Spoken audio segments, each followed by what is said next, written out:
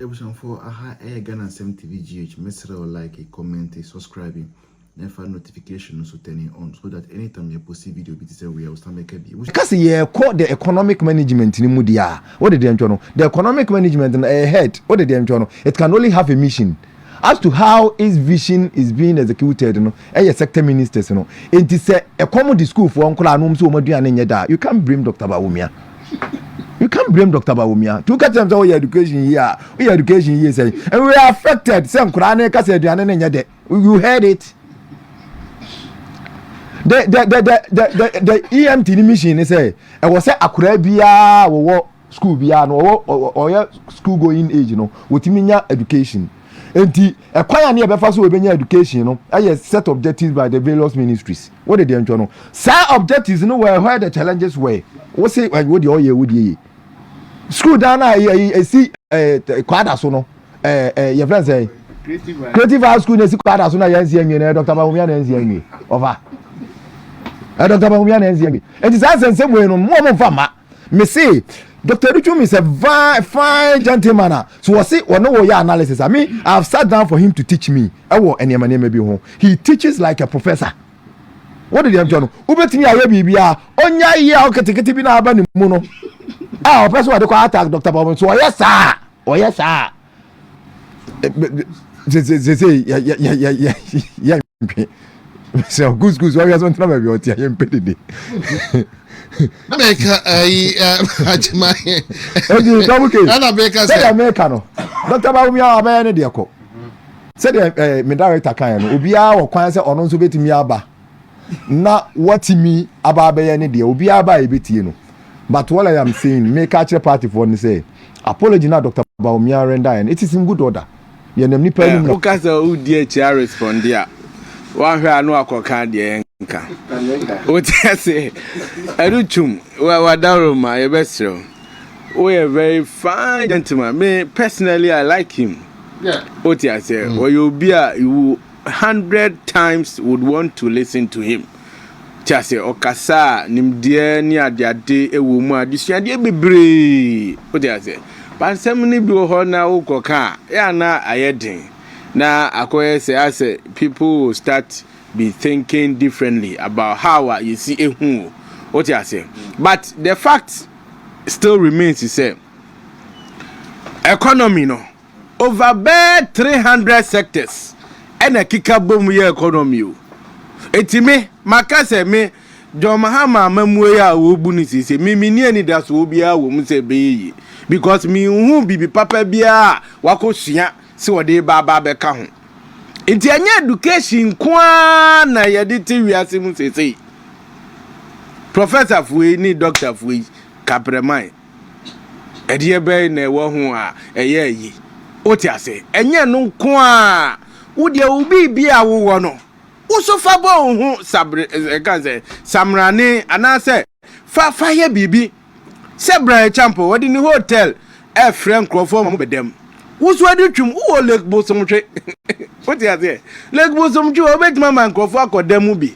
Na yenina could the movie, na yes, so yet Timidia, who's a who be beer, who wait to me, dear boy. What you say? Never monoswan, sir. Now, yes, sir. The uncle for KB and our cocker car. Second, I do so on Uzu factories. Mebois. I'm sir, coverage upon them, said Jesus and be wound, yenina, quackle, Jano, the engineer who do what you say. Or no, dear, we say.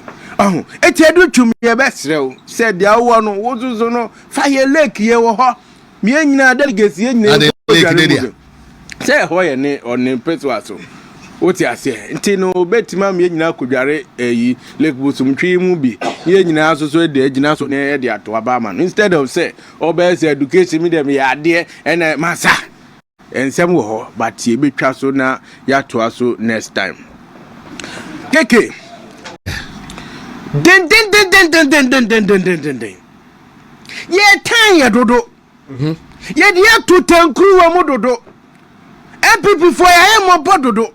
And easy for ya mo dan. E dia what time fitan ye. Adan. Ye bechu kra keke. Ye mechu normal. Ye dia hunhuna. E na bechu atutu ni emema bi akintina wafuo bi.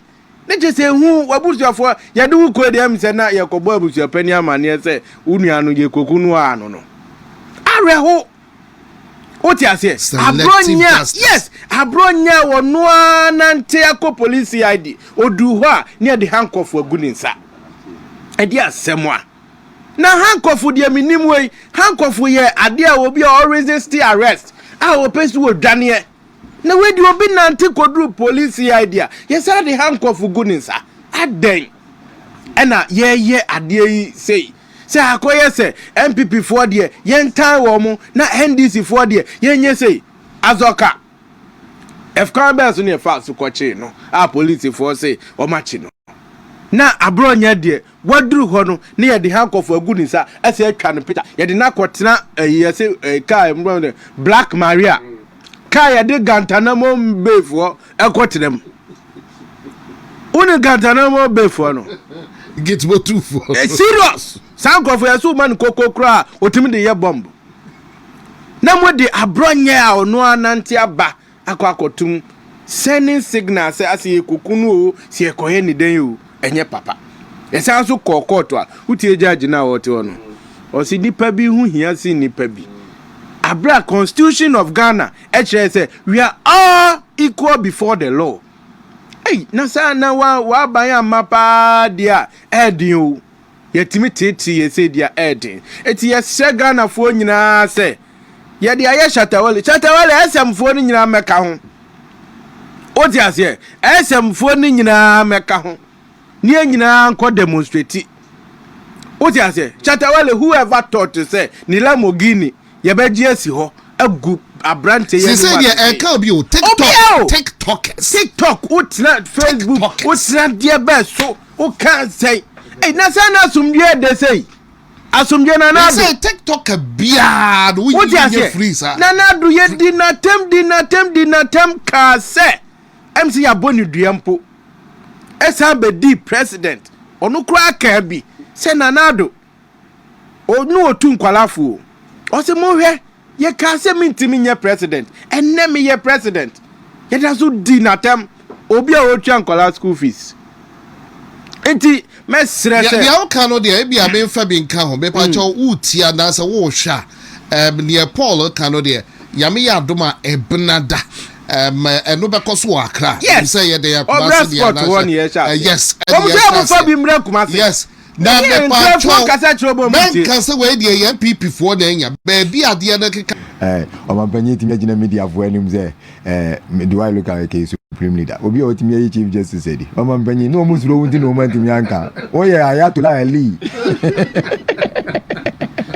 o mo suro ya onye supreme leader anka ye de a oye mina ko fa yi yasi GM4 omsi ye wo akola ni tidu ni na enu na so enum wan hwan eh na turbidity of water and ampra uti okujoto the turbidity of the ampra I can say Pra River is gone and Cobra is gone wan is gone and then gone here uti ase no masi sense obi SCC wo manim ehununhuna yen ena ko sisen uti ase sansem we nyina maka yenya abotre etie mu na mo de ebani eka bia mo si gisi ebo president mama abaso na be da bo na abaso eti president mama sei na oman ya di ehye wonsa ena odi ekowie me ka pani bi asem o say NDC is a threat to democracy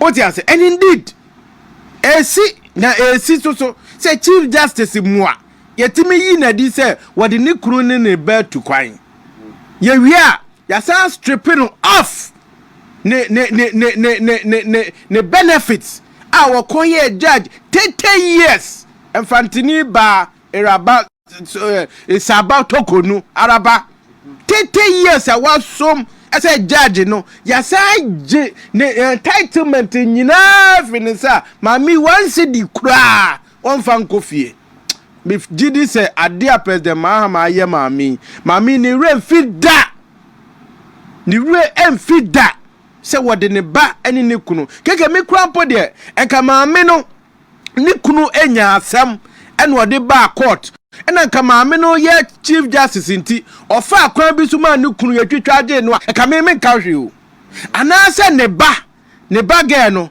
wɔtumi nya asɛm ɛna maame no yɛ chief justice nti ɔma judge bi yɛ ne bibi dia ɛsɛ asɛm no a ɛne nka me nka hwe na mo ne yire ne kunu ne ba anya hwe no wade omu tu kwan a yɛgyina so ayi nadi na chief justice entimi transfer obi there correct transfers ahodo a to even regional directors kora ɛyɛ police transfers ahodo a wɔn mo ɛyɛ eti saa na we nyina ɛnya papa ɛni amanfoɔ wɔ bi ɛkyerɛ o amanfoɔ wɔ justification a ɔmbɛ meki keke sesi a wanhwɛ a udidi ewie na obi anim so didi wie nsuo na onom na akɔnum koku a wayɛ bɔne oti ase wo ba wo be kyerɛkyerɛm ne ntia wo be na me sesi ade o man no me ni da so obi abiemo keke onim ne ntia sa apostle safo wawu kɔ formula yi nyame de ama no yankotie papa yi de kɔ enti o man no de me ni da so obi azizia ya kɔfa formula yi ɛwɔ hemfa formula da ehu formula nyankopɔn se o man yi edie no according to asɔfo no wo mo se wɔ apostle safo ɛhɔ ni enko asa na September ya so na president Mahama supreme leader wankɔ so what you say wankɔ edna papa yi so awu kɔ enti sesi o man ne de keke formula doko si etimu ani se be ye nimo enti no aya abra ho sem obe ni dan Paul Yando one seek for help as an example. He used Abu and Daniel as an example. Yeah. Okay. But one of the name of one of the chiefs was Chief Gariba, the one who was defeated. That was his name. So after this, so it was after this incident, after this happened, then so though the Dagombes were strong in numbers, the Ashantis had guns, which the Dagombes had never seen, leading them to nickname Ashantis Carbon Gun, which means owners of gun. So that's just that. And so from there, the alliance was formed. You understand? From there, so now for proper clarification, Yaxi is saying that when they came, they were unable to capture the said brother or chief. So they went back to the king and reported. And when that happened, then they said, okay, then we should rather be friends than to fight. This was Yaxi's account. And in what you are reading, we don't know how the alliance was formed, right? Okay. That's quite interesting. Okay. Now, Anan was finally continuing. So I just want to bring out why the alliance was formed. Okay, So that's that it give us more clarity on what we are actually teaching right now. But of a fact, the in 1896, the Dagombes did fight the Germans. so And that they was lost. factually accurate. Yes. It happened in 1896, but they lost that battle. Oh, did they lose? They lost, yes. They lost abysmally. That's defeat. They were defeated. So it says alliance between the Ashanti and the Dagombes was formed out of a blend of strategic necessity, mutual respect, and spiritual diplomacy. Though they were once strangers and even fought briefly, their relationship evolved into one of the most honored Okay, something caught my attention. Hold on. You said for spiritual diplomacy, and I think Yaxi at some point mentioned that the Dagombes like had soothsayers, and these people could they could tell or predict what will happen in future. So I think the Ashantis needed that as well. Yes, it could be. And the Ashantis also had Okonfo-Adotwum, don't forget, who was also a powerful spiritual leader. And they could also have notable spiritual men who were not as popular as Okonfo-Adotwum. Remember, fetishism and spirituality were very dominant in those days. Yeah. So I take it again. The alliance between the Ashantis and the Dagombas was formed out of a blend of strategic necessity, so it was necessary, mutual respect, and spiritual diplomacy. Though they were once strangers, even fought briefly, their relationship evolved into one of the most honored inter-ethnic alliance in Ghanaian history. Reasons behind the Ashanti-Dagomba alliance. So, number one, post-conflict reconciliation. The Ashantis once fought the Dagombas during the chieftaincy disputes in Dagon, where the Ashanti forces helped one faction defeat Chief Gariba. After the war, rather than subjugate Dagon, the Ashantis chose diplomatic reconciliation, reconciling the Dagombas' strength and spiritual depth. So what Nancy said, their strength and spiritual depth, they were much into spiritism. So then the second point is mutual respect for royal authority. Both kingdoms are highly centralized, with sacred stools and deep ancestral reverence. The Yana, that's the Dagon king, and the Asante developed a protocol of mutual honor. When an Asante dies or is installed, the Yana is the first to be informed, even before the public announcement. The third point is spiritual and cultural exchange. As the Ashantis welcomed Muslim Dagombas into Kumasi, forming the first Zongo communities. This marked a shift from suspicion to spiritual partnership, with Ashantis even adopting beard wearing in honor of their Muslim allies. So previously, Ashantis don't keep beard; they always shave it. But as part of showing to the Muslim community that we are one with you, we are with you, and we want you to be part of us, they started to grow their beards just to look like them. Then, fourth point, strategic unity against colonial forces, because they believe that the two of them could be better. Now, during the colonial era, both kingdoms faced European encroachment. The alliance helped preserve cultural sovereignty, resist divide and rule tactics, and maintain inter-ethnic solidarity. I think these are solid points. Now, Yeah. spiritual insight. This alliance is a divine example of turning conflict into covenant. It shows that God can transform former enemies into trusted partners. Okay, that's just for a summary of it. So, these are the Okay. reasons why Alright. the alliance was formed. Okay. Okay. Thank you so much. And keep on dropping some comments. I'll come back to the comments. But before that, let's bring in John Menu. Hey. All right, John Menu, let's have you. What's your take on all of this? Then we go back to Yangtze for the Dagomba and Western Togoland history. John Menu. Oh, okay, Yangtze, let's have you on that. Before Yangtze comes with the Western Togoland, I want to chip in. So, like, it was the Asante Hene Osei Kojo who who went to Dagon, or to the Dagomba land. That is 4 Asante Henes after Osei Tutu, who started the Ashanti Empire.